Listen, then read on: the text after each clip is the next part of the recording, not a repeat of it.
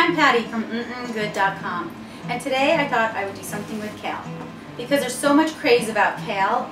That's like what everyone's talking about right now. And I do have to say, I love kale salads. I think they're fabulous, and I should do a tutorial because when I posted a photo up, everybody questioned about that kale salad.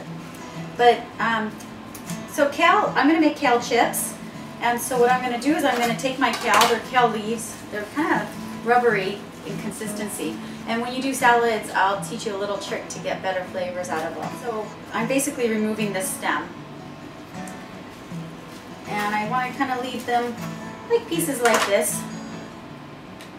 And then I'm going to dry it off, put some salt, oil, and vinegar on top, and bake it. And you're going to have these fabulous chips that are low in calorie, and everyone's going to love. And you're going to be making them all the time. I was first introduced to kale 4 or 5 years ago, as my husband had taken me to a cooking class at the Four Seasons, and they did kale chips, and they were so good.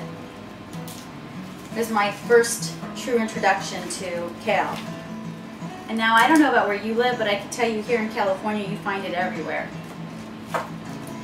And a little goes a long way. This is only 2 leaves, not even 2 leaves, that's only 1.5 leaves. And look how much I got. Make sure you do remove the stem because that's not something that's going to be enjoyable when you're eating it later. So I have my oven preheating, and I'm going to go ahead and season these and pop them in the oven, and I'll show you the before and the after.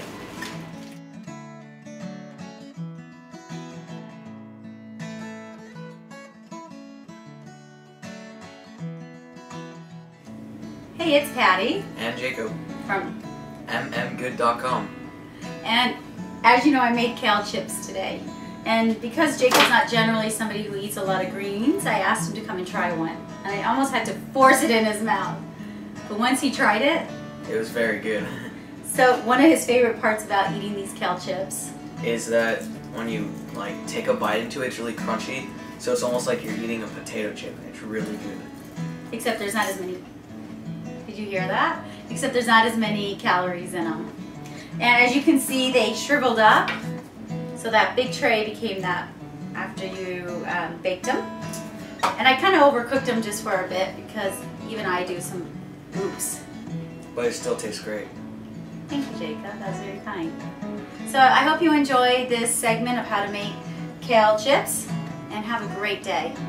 Don't forget to subscribe. Yeah, don't forget to subscribe. I'm Patty Tanenbaum. I'm Jacob. Have a great day.